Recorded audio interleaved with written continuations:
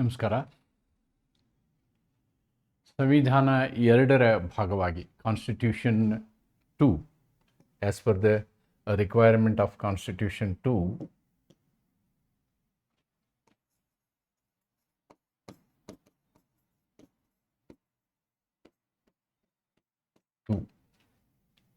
and I hope unit 2 ನಲ್ಲಿ ನಾವು we are discussing about the president and the governor. ಸಂವಿಧಾನದ 2ನೇ ಭಾಗವಾಗಿ ಘಟಕ 2ರಲ್ಲಿ ನಾವು ರಾಷ್ಟ್ರಪತಿ ಮತ್ತು ರಾಜ್ಯಪಾಲರ ಬಗ್ಗೆ ಅಭ್ಯಾಸ ಮಾಡ್ತೀವಿ. ರಾಷ್ಟ್ರಪತಿಗೆ ಸಂಬಂಧಪಟ್ಟಂತೆ ನನ್ನ ಹಿಂದಿನ ಅಂದರೆ 2 ವರ್ಷದ ಹಿಂದಿನ ವಿಡಿಯೋದಲ್ಲೇ ನಾನು ರಾಷ್ಟ್ರಪತಿಗಳಿಗೆ ಸಂಬಂಧಿಸಿದಂತೆ ವಿವರವಾದ ವಿಡಿಯೋಗಳನ್ನ ಮಾಡಿದ್ದೀನಿ. ಆದರೆ ಅನೇಕ ವಿದ್ಯಾರ್ಥಿಗಳು ನೀವು ಕಮೆಂಟ್ ಬಾಕ್ಸಲ್ಲಿ ನನಗೆ ಫೋನ್ ಮಾಡಿ ನೀವು ಗವರ್ನರ್ ಬಗ್ಗೆ ವಿಡಿಯೋ ಮಾಡಿ ಅಂಥೇಳಿ ಒತ್ತಾಯ ಮಾಡಿದ್ದೀರಿ. ನನ್ನ ಅಭಿಪ್ರಾಯ ಇದ್ದದ್ದು, ನೀವು ರಾಷ್ಟ್ರಪತಿಗಳ ಬಗ್ಗೆ ಸರಿಯಾಗಿ ಅರ್ಥ ಮಾಡಿಕೊಂಡ್ರೆ ಇದರಲ್ಲಿ ವ್ಯತ್ಯಾಸಗಳು ಬಹಳ ಏನಿಲ್ಲ, ಆದರೆ ಕೆಲವೊಂದು ಪ್ರಮುಖ ವ್ಯತ್ಯಾಸಗಳಿದ್ದಾವೆ. ಆಮೇಲೆ ಬಂದಂತಹ ಪ್ರಶ್ನೆಗಳನ್ನು ನಾವು ನೋಡಿದಾಗ ಸಾಮಾನ್ಯವಾಗಿ ರಾಷ್ಟ್ರಪತಿಗಳ ಬಗ್ಗೆ ಹೆಚ್ಚು ಪ್ರಶ್ನೆಗಳನ್ನ ಕೇಳಿದ್ದಾರೆ. ಗವರ್ನರ್ ಬಗ್ಗೆ ಕೇಳಿದಂತಹ ಸಂದರ್ಭಗಳನ್ನು ನಾವು ನೋಡೋದಾದರೆ ಶಾರ್ಟ್ ನೋಟ್ಗೆ ಕೇಳಿದಂತಹ ಉದಾಹರಣೆಗಳಿದ್ದಾವೆ. What ever be. ಇವತ್ತಿನ ಈ ಕ್ಲಾಸ್ನಲ್ಲಿ ನಾನು ಈ ರಾಜ್ಯಪಾಲರ ಬಗ್ಗೆ ಅಂದರೆ ಗವರ್ನರ್ ಬಗ್ಗೆಯೂ ಕೂಡ ನಿಮಗೆ ಒಂದು ವಿವರಣೆಯನ್ನು ಕೊಡೋದಕ್ಕೆ ನಿಮ್ಮ ಮುಂದೆ ಬಂದಿದ್ದೀನಿ. ಈ ಗವರ್ನರ್ ಬಗ್ಗೆ ನಾವು ವಿಷಯವನ್ನು ಚರ್ಚಿಸುವುದಾದರೆ ಈ ಆಯಾಮಗಳಲ್ಲಿ ನಾವು ಚರ್ಚೆ ಮಾಡ್ಬೋದು. ಈ ಆಯಾಮಗಳಲ್ಲಿ ಇದೇ ಆಯಾಮದಲ್ಲಿ ನಾನು ರಾಷ್ಟ್ರಪತಿಗಳ ಚರ್ಚೆಯನ್ನು ಮಾಡಿದ್ದೀನಿ.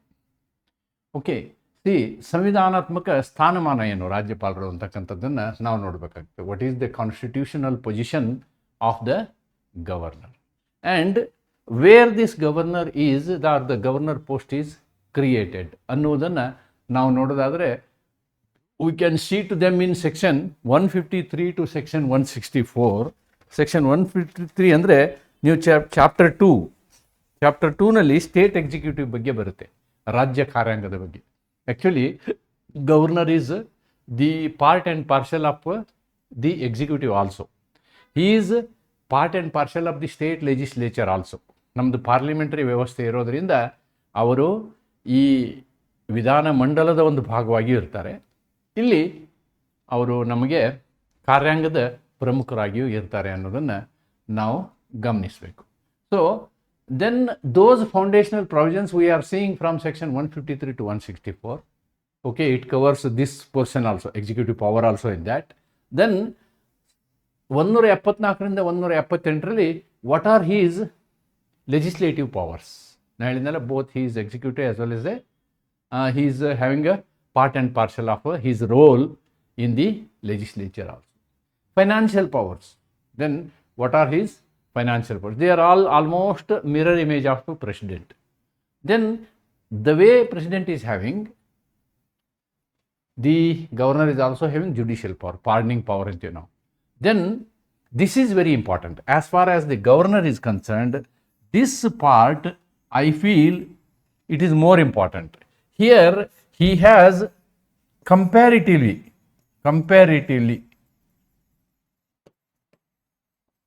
more powerful ಅನ್ನೋದಕ್ಕಿಂತ more powers than president. ಅಂದರೆ ಪ್ರೆಸಿಡೆಂಟ್ಗಿಂತ ಪವರ್ಫುಲ್ ಅಲ್ಲ ಇವರು, ದ್ಯಾನ್ ಪ್ರೆಸಿಡೆಂಟ್. ಆದರೆ ಇರುವಂತಹ ಅಧಿಕಾರಗಳನ್ನು ನಾವು ಒಂದು ಪಟ್ಟಿ ಮಾಡಿದಾಗ ಇವರಿಗೆ ಹೆಚ್ಚು ಅಧಿಕಾರ ಇದೆಯೇ ಹೊರತು ರಾಷ್ಟ್ರಪತಿಗಳಿಗೆ ಹೆಚ್ಚು ಅಧಿಕಾರ ಇಲ್ಲ. ಅಂದರೆ ರಾಷ್ಟ್ರಪತಿಗಳಿಗೆ ಕೇಂದ್ರಕ್ಕೆ ಸಂಬಂಧಪಟ್ಟಂತೆ ಹೆಚ್ಚು ಅಧಿಕಾರಗಳಿದ್ದಾವೆ, ಅವುಗಳಿಗಿಂತ ಇವರಿಗೆ ವಿವೇಚನಾಧಿಕಾರಿಗಳು ರಾಜ್ಯಕ್ಕೆ ಸಂಬಂಧಪಟ್ಟಂತೆ ಹೆಚ್ಚಿದ್ದಾವೆ. ಇಟ್ ಡಸಂಟ್ ಮೀನ್ ದಟ್ ರಾಜ್ಯಪಾಲರು ರಾಷ್ಟ್ರಪತಿಗಿಂತ ಶ್ರೇಷ್ಠ ಅಂತಲ್ಲ. He directly works under the pleasure of the president. Okay, then we are going to see 2 to 3 case laws on this and that much is enough for the purpose of our syllabus. These things are more than sufficient. ರಾಜ್ಯಪಾಲರ ಅಧಿಕಾರಿಗಳು ಮತ್ತು ಕಾರ್ಯಗಳು.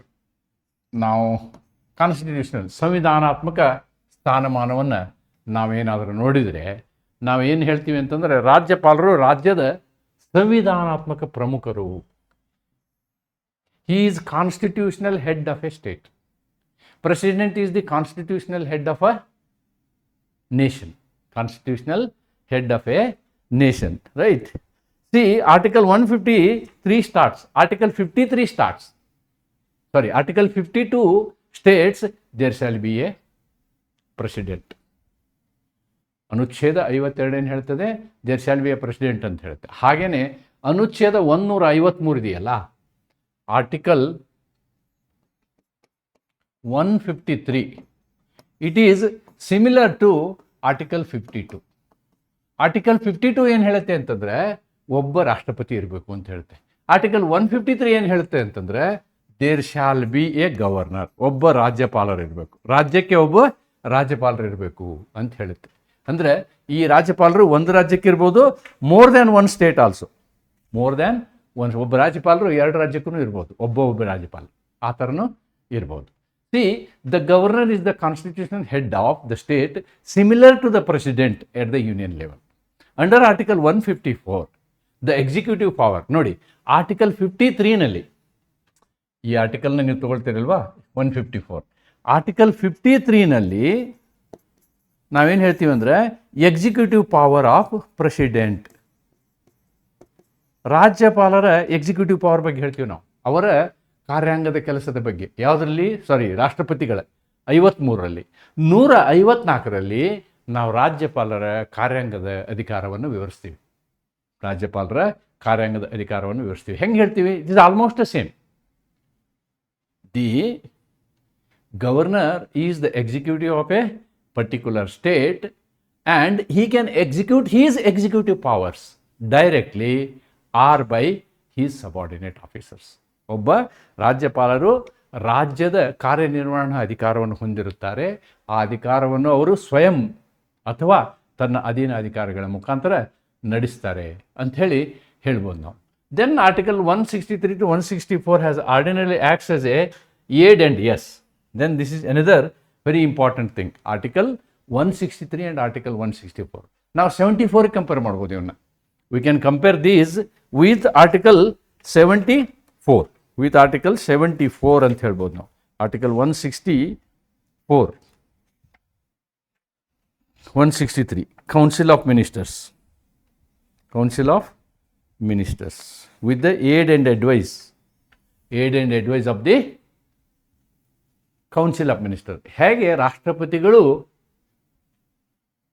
ಮಂತ್ರಿಮಂಡಲದ ರಾಷ್ಟ್ರಪತಿಗಳು ಕೇಂದ್ರ ಮಂತ್ರಿಮಂಡಲದ ನೆರವು ಮತ್ತು ಸಲಹೆಯಂತೆ ಕೆಲಸ ಮಾಡ್ತಾರೆ, ಹಾಗೆಯೇ ರಾಜ್ಯಪಾಲರು ರಾಜ್ಯ ಮಂತ್ರಿಮಂಡಲದ ನೆರವು ಮತ್ತು ಸಲಹೆಯಂತೆ ಕಾರ್ಯನಿರ್ವಹಿಸುತ್ತಾರೆ ಅನ್ನೋದನ್ನು ನಾವು ಈ ಅನುಚ್ಛೇದಗಳಲ್ಲಿ ನೋಡ್ತೀವಿ. Therefore Constitution has mandated these things ಅಂತ ಹೇಳ್ಬೋದು. That is the constitutional position of the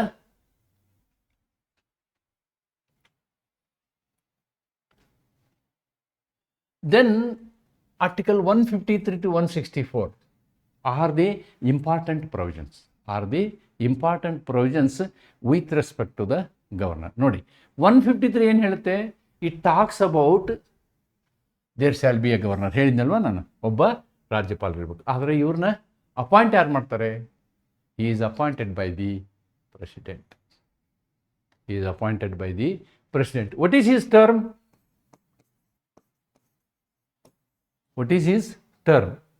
He works at the pleasure of the president ಅಂತ ಹೇಳ್ತಾರೆ. he works at the pleasure of the president. ಏನು pleasure of the president? pleasure doctrine ಅಂತಲೂ ಹೇಳ್ತೀವಿ ನಾವು. that is Article 155. Yes, Article 155. This is 155. He works at the pleasure of the president. ಏನು ಹೀಗಂದರೆ, ಎಲ್ಲಿಯವರೆಗೆ ರಾಷ್ಟ್ರಪತಿಗಳು ರಾಜ್ಯಪಾಲರ ಕಾರ್ಯದಲ್ಲಿ ಖುಷಿಯಾಗಿರ್ತಾರೋ ಅಲ್ಲಿವರೆಗೆ ಕೆಲಸ ಮಾಡ್ಬೋದು. ಒಂದು ಫೈನ್ ಡೇ ರಾಜ್ಯಪಾಲರು ಒಂದು ಆರ್ಡರ್ ರಾಷ್ಟ್ರಪತಿಗಳು ಒಂದು ಆರ್ಡರ್ ಇಶ್ಯೂ ಮಾಡಿ ನಿಮ್ಮನ್ನು ಈ ಹುದ್ದೆಯಿಂದ ತೆಗೆದಿದ್ದೀವಿ ಅಂತಂದರೆ ದಟ್ಸ್ ಓವರ್. ಅದನ್ನು ನೀವು ಕೋರ್ಟ್ನಲ್ಲಿ ಪ್ರಶ್ನೆ ಸಹಿತ ಮಾಡೋ ಹಾಗಿಲ್ಲ. That is what is known as pleasure doctrine. Then 156 to 159 concern about his qualifications, conditions of office and oath. Article 161 grants pardoning power. Article 161 ಅಂದರೆ ಅಲ್ಲಿ ಹೆಂಗೆ ಪಾರ್ಡನಿಂಗ್ ಪವರ್ ನಾವು ಇದರಲ್ಲಿದೆಯೋ ಏನು ರಾಷ್ಟ್ರಪತಿಗಳಿದೆಯೋ ಇವ್ರಿಗೂ ಕೂಡ ಅದೇ ಥರನಾದಂತಹ ಒಂದು ಅಧಿಕಾರ ಇದೆ. 162 defines extent of executive power, right. 163, 164 establish the relationship of the council of ministers. That ಹೋಗ್ತಾ ಹೋಗ್ತಾ ನಾವು ಅದನ್ನು ನೋಡ್ತೀವಿ. ದ್ಯಾಟ್ ವಿ ವಿಲ್ ಸಿ ಏನು ಅನ್ನೋದನ್ನು ನೋಡೋಣ. ನಾವು let us discuss about the executive power. Governor appoints the chief minister. ನೋಡಿ, president appoints the prime minister, ಹಾಗೆಯೇ governor appoints the chief minister. ಇಲ್ಲಿ ರಾಜ್ಯಪಾಲರು ಮುಖ್ಯಮಂತ್ರಿಯನ್ನು ನೇಮಕ ಮಾಡುತ್ತಾರೆ. ರಾಜ್ಯಪಾಲರು ಮುಖ್ಯಮಂತ್ರಿಯನ್ನು ನೇಮಕ ಮಾಡುತ್ತಾರೆ, ನೇಮಿಸುತ್ತಾರೆ. This is very important. ನಂತರ ಮುಖ್ಯಮಂತ್ರಿಯವರ ಸಲಹೆಯ ಮೇಲೆ ಇತರೆ ಮಂತ್ರಿಗಳನ್ನು ನೇಮಿಸುತ್ತಾರೆ. ಮುಖ್ಯಮಂತ್ರಿಗಳ ಸಲಹೆಯ ಮೇಲೆ ಇತರೆ ಮಂತ್ರಿಗಳನ್ನು ನೇಮಿಸುತ್ತಾರೆ. ಅಷ್ಟೇ ಅಲ್ಲ, he will appoint advocate general also. ಅಲ್ಲಿ ನಾವು ಅಟಾರ್ನಿ ಜನರಲ್ ಅಂತೀವಿ, ಇಲ್ಲಿ ಅಡ್ವೊಕೇಟ್ ಜನರಲ್ ಅಂತೀವಿ. ಇದು ಕೂಡ ಅಷ್ಟೇ, ಮಂತ್ರಿಮಂಡಲದ ಸಲಹೆಯ ಮೇರೆಗೆ ಇವರುಗಳ ಅಪಾಯಿಂಟನ್ನು ಮಾಡ್ತಾರೆ, ಇವ್ರಿಗೆ ನೇಮಕಾತಿಯನ್ನು ಮಾಡ್ತಾರೆ. And makes appointments to various constitutional offices. For example, state finance commission, state election commission, ಅವಕ್ಕೆ ಸಂಬಂಧಪಟ್ಟಂತೆ ನೇಮಕಾತಿಗಳನ್ನು ರಾಜ್ಯಪಾಲರೇ ಮಾಡ್ತಾರೆ. ಅದರ ಅರ್ಥ ಅದು ಮಂತ್ರಿಮಂಡಲದಿಂದ ಆಗಿರ್ತದೆ ಅಂತಕ್ಕಂಥದ್ದನ್ನು ನಾವಿಲ್ಲಿ ಗಮನಿಸಬೇಕು. ನೀವು ರಾಷ್ಟ್ರಪತಿ ವಿಡಿಯೋನ ನೋಡೋದಕ್ಕಿಂತ ಮೊದಲು ಈ ವಿಡಿಯೋ ನೋಡೋದು ಉಚಿತ ಅಲ್ಲ ಅಂದ್ಕೊಂಡು ನಾನು ಇಲ್ಲಿ ಏನು ಮಾಡ್ತೀನಿ ಅಂದರೆ ಎಲ್ಲ ತತ್ವಗಳನ್ನ ಇಲ್ಲಿ ನಾನು ಹೇಳಲಿಕ್ಕೆ ಹೋಗೋದಿಲ್ಲ. ಅದನ್ನು ನಾನು ರಾಷ್ಟ್ರಪತಿಗಳ ವಿಷಯದಲ್ಲಿ ಹೇಳ್ತೀನಿ, ಅವೇ ಇಲ್ಲಿ ಅನ್ವಯ ಆಗ್ತವೆ. Then he has got legislative power also. ಶಾಸನ ಮಾಡುವ ಅಧಿಕಾರವೂ ಕೂಡ ಯಾರಿಗಿದೆ? ರಾಜ್ಯಪಾಲರಿಗಿದೆ. ಒಂದು ಅಧಿಕಾರ, ಏನು ಅಧಿಕಾರ? ಶಾಸನ ಮಾಡುವ ಅಧಿಕಾರದಲ್ಲಿ ಸುಗ್ರೀವಾಜ್ಞೆ ತರುವಂಥ ಅಧಿಕಾರ ಇವ್ರಿಗೂ ಇದೆ. ಅಲ್ಲಿಯೂ ಸುಗ್ರೀವಾಜ್ಞೆ ಇದೆ, ಇಲ್ಲಿಯೂ ಸುಗ್ರೀವಾಜ್ಞೆ ಇದೆ. ಅಲ್ಲದೆ ಯಾವುದೇ ಒಂದು ವಿಧಾನಮಂಡಲದ ಸಭೆಯನ್ನು ಕರಿಬೇಕಾದ್ರೆ, ಸಭೆಯನ್ನು ಮುಂದೂಡಬೇಕಾದ್ರೆ, ಅಥವಾ ವಿಧಾನಮಂಡಲವನ್ನು ವಿಸರ್ಜಿಸಬೇಕಾದ್ರೆ ಆ ಅಧಿಕಾರ ರಾಜ್ಯಪಾಲರಿಗಿದೆ.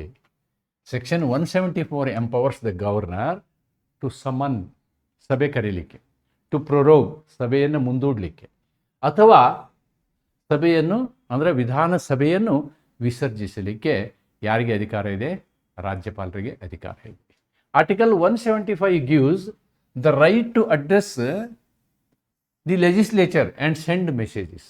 ನೋಡಿ, ಪ್ರತಿ ಹೊಸದಾಗಿ ಚುನಾವಣೆ ಆದರೆ ಅಲ್ಲಿ ಅವ್ರು ಏನು ಮಾಡ್ತಾರೆ? ವಿಧಾನ ಮಂಡಲವನ್ನು ಉದ್ದೇಶಿಸಿ ಮಾತಾಡ್ತಾರೆ, ಅಥವಾ ಪ್ರತಿ ವರ್ಷಕ್ಕೊಂದ್ಸಲ ಬಜೆಟ್ ಆಗೋದಕ್ಕಿಂತ ಮೊದಲು ಬಜೆಟ್ ಅಧಿವೇಶನದಲ್ಲಿ ಮೊದಲನೇದಾಗಿ ರಾಜ್ಯಪಾಲರು ಬಂದು ಭಾಷಣವನ್ನು ಮಾಡ್ತಾರೆ.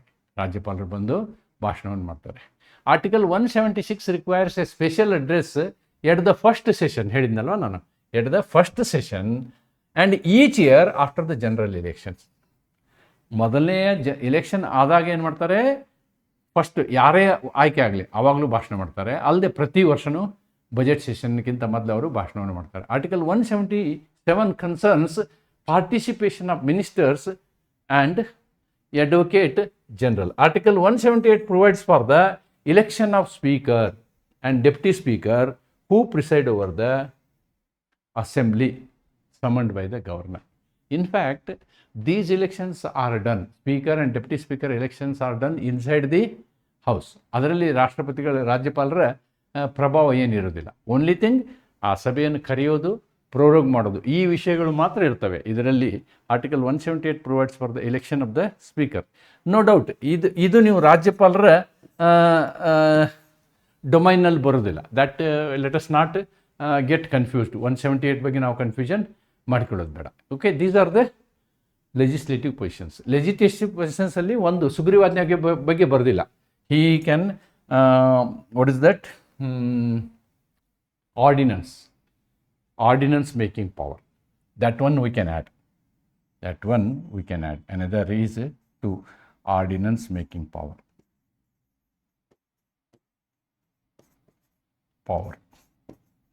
ಸುಗ್ರೀವಾಜ್ಞೆ ಹೊರಡಿಸುವ ಅಧಿಕಾರ. ಅಲ್ಲದೆ ಈ ಸಭೆಯನ್ನು ಕರೆಯೋದು ಅಷ್ಟೇ ಅಲ್ಲ. ಆಮೇಲೆ ಕಾನೂನು ಬಂದಾಗ, ಅವ್ರ ಹತ್ರ ಬಂದಾಗ ಕಾನೂನಿಗೆ ಸಹಿ ಮಾಡುವಂಥದ್ದು. He has to give assent to the bill passed by both the houses, legislative assembly, legislative council. ಇವೆರಡೂ ಸಹಿ ಮಾಡಿದ ಒಂದು ಅಥವಾ ಅವರು ಒಪ್ಪಿ ಕಳಿಸಿದಂತಹ ಒಂದು ಮಸೂದೆಯನ್ನು ಇವರೇನು ಮಾಡ್ಬೋದು, ಅಂಕಿತ ಹಾಕ್ಬೋದು. ಅಂಕಿತ ಹಾಕಿದಾಗ ಅದು ಕಾನೂನಾಗುತ್ತೆ. ಅಥವಾ ಅಂಕಿತ ಹಾಕದೇ ಸೂಚನೆಗಳೊಂದಿಗೆ ಕಳಿಸ್ಬೋದು.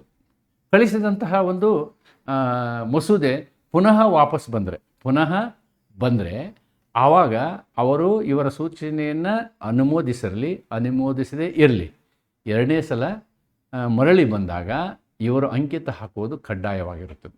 ಆದರೆ ಮೊದಲನೇ ಸಲ ಮಸೂದೆ ಬಂದಾಗ ಅವ್ರಿಗೆ ಇನ್ನೂ ಒಂದು ಅಧಿಕಾರ ಇದೆ. ಮಸೂದೆಯನ್ನು ಸಹಿ ಮಾಡಬಹುದು ಅಥವಾ ಹಿಂತಿರುಗಿಸಬಹುದು, ಅಥವಾ ಆ ಮಸೂದೆಯನ್ನು ರಾಷ್ಟ್ರಪತಿಗಳ ಅಂಗೀಕಾರಕ್ಕಾಗಿ ಏನು ಮಾಡ್ಬೋದು, ಆ ಮಸೂದೆಯನ್ನು ರಾಷ್ಟ್ರಪತಿ ಕಳಿಸ್ಬೋದು. So that is available in article 200. Article 200ನಲ್ಲಿ ಈ ಮಸೂದೆಯನ್ನು ಸೈನ್ ಮಾಡೋದು ಹೇಗೆ ಅನ್ನುವಂಥದ್ದನ್ನು ನಾವು ಆರ್ಟಿಕಲ್ ಅನುಚ್ಛೇದ 200ರಲ್ಲಿ ನೋಡ್ತೀವಿ. Then what are the financial powers, ಹಣಕಾಸಿನ ಅಧಿಕಾರಗಳೇನು? ಅಲ್ಲಿದ್ದಂಥ ರಾಷ್ಟ್ರಪತಿಗಿದ್ದಂಥ ಅಧಿಕಾರವೋ ಇಲ್ಲಿದೆ, ಸೇಮ್, ಬೇರೆ ಏನು ವ್ಯತ್ಯಾಸ ಇಲ್ಲ. ಯಾವುದೇ ಒಂದು ಧನ ಮಸೂದೆ, ಹಣಕಾಸು ಅಂತಾರೆ, ಇದಕ್ಕೆ ಸೂಕ್ತ ಶಬ್ದ ಅಂದ್ರೆ ಧನ ಮಸೂದೆ. ಈ ಮಸೂದೆಯನ್ನು ರಾಜ್ಯಪಾಲರ ಅನುಮತಿ ಇಲ್ಲದೆ ಯಾವುದೇ ವಿಧಾನಮಂಡಲದಲ್ಲಿ ಆ ಮಸೂದೆಯನ್ನು ಮಂಡಿಸುವ ಹಾಗಿಲ್ಲ ಅನ್ನೋದು ಬಹಳ ಮುಖ್ಯ. That's what is available in article 207. The annual financial statement, budget is to be laid only with the approval of the governor. In fact, here whenever I talk governor, it is through Council of Ministers. It is through as per the aid and advice of the Council of Ministers ಅನ್ನೋದನ್ನು ನಾವು ನೆನಪಿಟ್ಕೊಳ್ಬೇಕಿಲ್ಲಿ. That is very important. Then he has got judicial powers also. ನ್ಯಾಯಿಕ ಅಧಿಕಾರಗಳು. ಅದೇ pardoning power, ರಾಷ್ಟ್ರಪತಿಗಳಿಗೆ ಏನಿದೆಯೋ ಅದೇ ಒಂದು ಅಧಿಕಾರ ಇಲ್ಲಿ ಇವರಿಗಿದೆ. Okay, ರಾಜ್ಯಪಾಲರು ಅವ್ರೇನು ಮಾಡ್ಬೋದು, ಯಾವುದೇ ಒಬ್ಬ ವ್ಯಕ್ತಿಗೆ ಆದಂತಹ ಶಿಕ್ಷೆಯ ವಿಷಯದಲ್ಲಿ ಕ್ಷಮಾದಾನವನ್ನು ಕೊಡ್ಬೋದು, ಅಥವಾ ಮತ್ತೇನು ಮಾಡ್ಬೋದು ಅಂತಂದರೆ ಶಿಕ್ಷೆಯನ್ನು ಕಡಿಮೆಗೊಳಿಸ್ಬೋದು, ಅಥವಾ ಶಿಕ್ಷೆಯಲ್ಲಿ ಪರಿವರ್ತನೆಯನ್ನು ಮಾಡ್ಬೋದು, ಶಿಕ್ಷೆಯಲ್ಲಿ ಬದಲಾವಣೆಯನ್ನು ಮಾಡ್ಬೋದು. ಶಿಕ್ಷೆಯ ಬದಲಾವಣೆ, ಓಕೆ, ಶಿಕ್ಷೆಯನ್ನು ಕಡಿತಗೊಳಿಸುವುದು ಅಥವಾ ಕ್ಷಮಾದಾನ ಮಾಡೋದು, ಅವ್ರು ಬಿಡುಗಡೆನೇ ಮಾಡೋದು. ಈ ಎಲ್ಲ ಅಧಿಕಾರಗಳು ಕೂಡ ಯಾರಿಗಿದ್ದಾವೆ, ನಮ್ಮ ರಾಜ್ಯಪಾಲರಿಗೂ ಕೂಡ ರಾಷ್ಟ್ರಪತಿಗಳಿಗಿದ್ದಂತೆ ಇದ್ದಾವೆ ಅನ್ನೋದನ್ನು you can check at article 164. Then discretionary powers. As I told, this is very very important. ವಿವೇಚನಾಧಿಕಾರದ ವಿಷಯವನ್ನು ನಾವು ಕಂಪೇರ್ ಹೋಲಿಸುವುದಾದರೆ, ರಾಷ್ಟ್ರಪತಿಗಳಿಗೂ ಮತ್ತು ರಾಜ್ಯಪಾಲರಿಗೂ ಹೋಲಿಸುವುದಾದರೆ, ರಾಜ್ಯದ ಮಟ್ಟದಲ್ಲಿ ಇರುವಂತಹ ವಿವೇಚನಾಧಿಕಾರಿಗಳು ರಾಜ್ಯಪಾಲರಿಗಿದಾವಲ್ಲ, ಅಷ್ಟು ಕೇಂದ್ರದ ಮಟ್ಟದಲ್ಲಿ ರಾಷ್ಟ್ರಪತಿಗಳಿಗೆ ಇಲ್ಲ ಅಂತ ನಾವು ಹೇಳ್ಬೋದು. ನೋಡಿ, article 163 to recognised limited discretionary powers. Examples include inviting the leader to form government. ನಿಕಟಪೂರ್ವ ಉದಾಹರಣೆ, ಕರ್ನಾಟಕದಲ್ಲಿ ಯಡಿಯೂರಪ್ಪನವ್ರಿಗೂ ಕ್ಲಿಯರ್ ಮೆಜಾರಿಟಿ ಬಂದಿರಲಿಲ್ಲ. ರಾಜ್ಯಪಾಲರು ಅವ್ರನ್ನ ಮುಖ್ಯಮಂತ್ರಿಯಾಗಿ ನೇಮಕ ಮಾಡಿದರು. ಆಮೇಲೆ ಏನಾಯಿತು ಅಂತ ನಿಮ್ಗೆ ಗೊತ್ತಿದೆ. ಆದರೆ ಇದೇ ಸಂದರ್ಭದಲ್ಲಿ ಮೊನ್ನೆ ವಿಜಯ್ ಅವರು, TVK ಪಾರ್ಟಿಯ ತಮಿಳುನಾಡಿನ ವಿಜಯ್ ಅವರು ಮೆಜಾರಿಟಿಯನ್ನು, ಬಹುಮತವನ್ನು ಪಡೆದಿರಲಿಲ್ಲ. ಆದರೆ ಅವರಿಗೆ ಮುಖ್ಯಮಂತ್ರಿ ಮಾಡಲಿಕ್ಕೆ ಅಲ್ಲಿಯ ರಾಜ್ಯಪಾಲರ ಆಹ್ವಾನವನ್ನು ಕೊಡಲಿಲ್ಲ. ಅದು ಅವರ ವಿವೇಚನೆಯಿಂದ ಬಿಟ್ಟ ವಿಷಯ. ಯಾಕೆ ಕೊಡಲಿಲ್ಲ ಅಂತಂದರೆ, ಅವರಿಗೆ ಬೇಕಾಗಿತ್ತು. ರಾಜ್ಯಪಾಲರು ಏನಂದರು, ನಿನಗೆ ಸಂಪೂರ್ಣ ಬಹುಮತ ಇದೆಯೇ ಅನ್ನುವುದು ನನಗೆ ಖಚಿತವಾಗುವವರೆಗೆ, ನನ್ನ ವಿವೇಚನೆಗೆ ಗುರುತಾಗುವವರೆಗೆ ನಾನು ನಿಮಗೆ ಮುಖ್ಯಮಂತ್ರಿ ಮಾಡಲಿಕ್ಕೆ ಅವಕಾಶ ಮಾಡಿಕೊಡೋದಿಲ್ಲ ಅಂತ. ಕೊನೆಗೆ ಅವರು ಅಷ್ಟು ಜನರನ್ನು ತೆಗೆದುಕೊಂಡು ಬಂದ ಮೇಲೆ ಅವ್ರು ಏನು ಮಾಡಿದರು, ಅವರನ್ನು ಮುಖ್ಯಮಂತ್ರಿಯಾಗಿ ನೇಮಕ ಮಾಡಿದರು. Okay, then hung assembly and reserving certain bills for consideration of the president. ಅದನ್ನ ಹೇಳಿದ್ನಲ್ವಾ, ಅವರಿಗೆ ಕೆಲವೊಂದು ಬಿಲ್ಸ್ಗಳನ್ನು ಅವ್ರೇನು ಮಾಡ್ಬೋದು, ರಾಷ್ಟ್ರಪತಿಗಳ ಪರಿಗಣನೆಗೆ ಬಿಡ್ಬೋದು. That is article 200. What is this article 201? ಇದು ಒಂದು ಸಲ ಅದು ರಾಷ್ಟ್ರಪತಿಗಳಿಗೆ ಕಳಿಸಿದರೆ ರಾಷ್ಟ್ರಪತಿಗೆ ಇರುವಂತಹ ಅಧಿಕಾರ ಇದು 201. ರಾಷ್ಟ್ರಪತಿಗೆ ಇರುವ ರಾಷ್ಟ್ರಪತಿಯ ಅಧಿಕಾರಗಳು 200 ರಾಜ್ಯಪಾಲರ ಅಧಿಕಾರ. ನಾ ಹೇಳಿದ್ನಲ್ವ ರಾಜ್ಯಪಾಲರ ಅಧಿಕಾರ 3 ಆಪ್ಷನ್ ಅವರಿಗೆ. ರಾಜ್ಯಪಾಲರಿಗೆ ಬಿಲ್ ಪಾಸ್ ಮಾಡ್ಬೋದು, ಸೈನ್ ಮಾಡ್ಬೋದು, ಬಿಲ್ ರಿಟರ್ನ್ ಕಳಿಸ್ಬೋದು, ಅಥವಾ ರಿಟರ್ನ್ ಕಳಿಸೋದ್ರ ಬದಲು ರಾಷ್ಟ್ರಪತಿಗಳಿಗೆ ಕಳಿಸ್ಬೋದು. ಆದರೆ ಒಮ್ಮೆ ರಿಟರ್ನ್ ಕಳಿಸಿದ ಬಿಲ್ಲು ವಾಪಸ್ ಬಂತು ಅಂದರೆ ಅದು ಸಹಿ ಮಾಡೋದು ಕಡ್ಡಾಯವಾಗಿದೆ ಅಂತಕ್ಕಂಥದ್ದನ್ನು ನಾವು ಈ ಡಿಸ್ಕ್ರಿಷನರಿ ಪವರಲ್ಲಿ ನೋಡ್ಬೋದು. Then before going to important cases, this one particular thing is very very important that I have missed to tell you. Executive powers. Yes, this one. Here, the chief minister has to work as per, the president has to work as per the aid and advice of the president. Executive power of president is as per aid and advice of Council of Ministers. ರಾಜ್ಯಪಾಲರು ತಮ್ಮ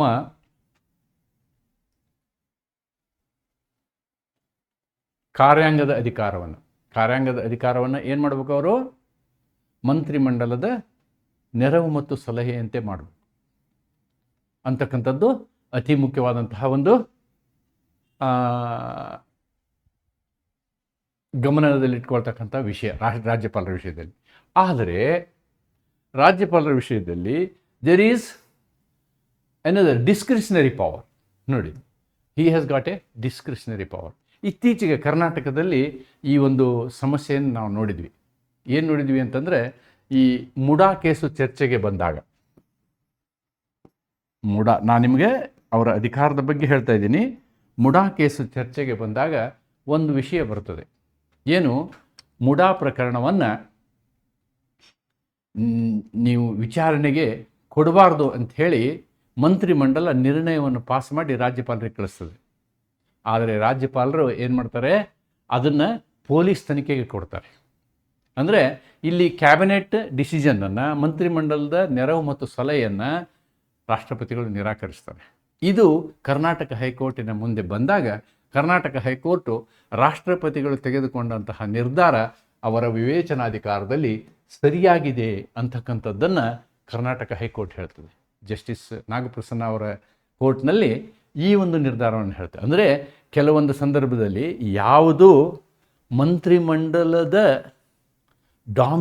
ಡೊಮೈನ್ನಲ್ಲಿ, executive power ಡೊಮೈನ್ನಲ್ಲಿ ಬರುವುದಿಲ್ಲವೋ ಅಂತಹ ವಿಷಯಕ್ಕೆ ಸಂಬಂಧಿಸಿದಂತೆ ರಾಷ್ಟ್ರಪತಿಗಳು ವಿವೇಚನಾಧಿಕಾರವನ್ನು ಉಪಯೋಗ ಮಾಡ್ಬೋದು. ಅತಿ ಮುಖ್ಯವಾಗಿ ನಾರ್ತ್ ಈಸ್ಟರ್ನ್ ರಾಜ್ಯಪಾಲರಿದ್ದಾರಲ್ಲ, ಅವರಿಗೆ ವಿಶೇಷವಾದಂತಹ ಅಧಿಕಾರಗಳಿವೆ. ಅದನ್ನು ನಾವು ಅನುಚ್ಛೇದ 371 ಎಯಿಂದ ಜೆವರೆಗೆ ನೋಡ್ತೀವಿ. ಜೆನಲ್ಲಿ ಅಷ್ಟಿಲ್ಲ, ಬಟ್ ನಾಗಾಲ್ಯಾಂಡ್ BCDನಲ್ಲಿ ಸಾಕಷ್ಟು ಅಧಿಕಾರಗಳನ್ನು ನಾವು ರಾಷ್ಟ್ರಪತಿಗಳಿಗೆ ವಿಶೇಷವಾದಂಥ ಅಧಿಕಾರಗಳನ್ನು ಅಲ್ಲಿ ಕೊಟ್ಟಿರೋದನ್ನು ಗಮನಿಸಬಹುದು. ಅಂದರೆ ಕೆಲವೊಂದು ವಿವೇಚನೆಯ ಅಧಿಕಾರಗಳು ಅವರಿಗೆ ಇದ್ದಾವೆ ಅನ್ನೋದನ್ನು ನಾವಿಲ್ಲಿ ಗಮನಿಸಬೇಕು. That is the purpose of telling this. And now if we come to the case laws, these 2-3 cases are important. Especially Shamsher Singh case is important. This is very important case. ಇದನ್ನು ಬರಿಬೋದು ನೀವು. ಇದನ್ನು ನೀವು ರಾಷ್ಟ್ರಪತಿಗಳ ವಿಷಯದಲ್ಲಿ ಬರಿಬೋದು. ಅಲ್ಲಿಯೂ ಕೂಡ ನಾನು ಶಂಶೇರ್ ಸಿಂಗ್ ವಿಷಯವನ್ನು ಚರ್ಚೆ ಮಾಡಿದ್ದೀನಿ. Another one is this ನೆಬಮ್ Rebia. ಇದು ಕೂಡ ಬಹಳ ಇಂಪಾರ್ಟೆಂಟು, ನೆಬಮ್ ರೇಬಿಯಾ ಕೇಸು. ಈ ನೆಬಮ್ ರೇಬಿಯಾ ಕೇಸ್ ಇದೆಯಲ್ವಾ, ಈ ಪ್ರಕರಣವನ್ನು ಇತ್ತೀಚೆಗೆ ನಡೆದಂತಹ ಮಹಾರಾಷ್ಟ್ರದ ಗೌರ್ಮೆಂಟನ್ನು ಏನು ಅಲ್ಲಿ ಆ್ಯಂಟಿ ಡಿಫೆಕ್ಷನ್ ಲಾದ ಚರ್ಚೆ ಆದಾಗ ಈ ಪ್ರಕರಣವೂ ಕೂಡ ಬಹಳ ಚರ್ಚೆಗಾಗುತ್ತೆ. ಇಲ್ಲಿ ನೋಡಿ, ಈ ಶಂಶೇರ್ ಸಿಂಗ್ ಪ್ರಕರಣ ಏನು ಹೇಳುತ್ತೆ ಅಂತಂದರೆ, ನಾರ್ಮಲಿ ನಾ ಹೇಳಿದ್ನಲ್ವಾ, ಹೇಗೆ ರಾಷ್ಟ್ರಪತಿಗಳು ಮಂತ್ರಿಮಂಡಲದ ಅಧೀನದಲ್ಲಿ ಅನ್ನೋದಕ್ಕಿಂತ ಸಲಹೆ ಮೇರೆ ಕೆಲಸ ಮಾಡ್ತಾರಲ್ಲೋ, ಅದೇ ಥರ governor is bound to work as per the aid and advice of the council of ministers ಅಂತ ಹೇಳ್ತಾರೆ. ಆದರೆ ಎಲ್ಲ ವಿಷಯದಲ್ಲಲ್ಲ, he has got discretionary powers.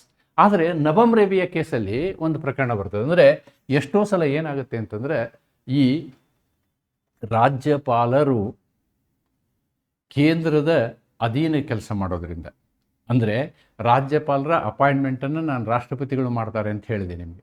ನಿಜವಾಗಿ ರಾಷ್ಟ್ರಪತಿಗಳು ಆ ಒಂದು ನೇಮಕಾತಿಯನ್ನು ಮಾಡುವುದು ಮಂತ್ರಿಮಂಡಲದ ಸಲಹೆ ಮೇರೆಗೆ. ಆದ್ದರಿಂದ ಏನಾಗುತ್ತೆ, ಈ ರಾಜ್ಯಪಾಲರುಗಳು they work under the pleasure of the governor. ಅಂದರೆ ಕೇಂದ್ರದ ಮಂತ್ರಿಮಂಡಲದ ಮುಲಾಜಿನಲ್ಲಿ ಕೆಲಸ ಮಾಡುವಂತಹ ವ್ಯವಸ್ಥೆಯಲ್ಲಿ ರಾಜ್ಯಪಾಲರು ಇರ್ತಾರೆ. ಅದು ಪ್ರಾಕ್ಟಿಕಲಿ ಇರುವಂತಹ ವಿಷಯ. ಆದ್ದರಿಂದ ಏನಾಗುತ್ತೆ ಅಂತಂದರೆ, ಬಹಳಷ್ಟು ಸಂದರ್ಭಗಳಲ್ಲಿ ಈ ರಾಜ್ಯಪಾಲರುಗಳು ಕೇಂದ್ರ ಸರ್ಕಾರದ ಅಣತಿಯಂತೆ ಕೆಲಸ ಮಾಡುವುದನ್ನು ನಾವು ಐತಿಹಾಸಿಕವಾಗಿ ಕಾಣ್ತಾ ಬಂದಿದ್ದೀವಿ. ಇಲ್ಲೂ ಕೂಡ ಅದೇ ಆಗಿದ್ದು. ಅಲ್ಲೇನಾಯಿತು ಅಂತಂದರೆ, ಡಿಫೆಕ್ಷನ್ ಆಯಿತು, ಪಾರ್ಟಿ ಡಿಫೆಕ್ಷನ್ ಆಯಿತು ನಬಮ್ ರೇಬಿಯ ಕೇಸಲ್ಲಿ. ಡಿಫೆಕ್ಷನ್ ಆದಾಗ ಏನು ಮಾಡಿದರು ಅಂತಂದರೆ, ಈ ವ್ಯಕ್ತಿ ಸೆಷನ್ ಕರೆದರು, ಸಮಂಡ್ ಸೆಷನ್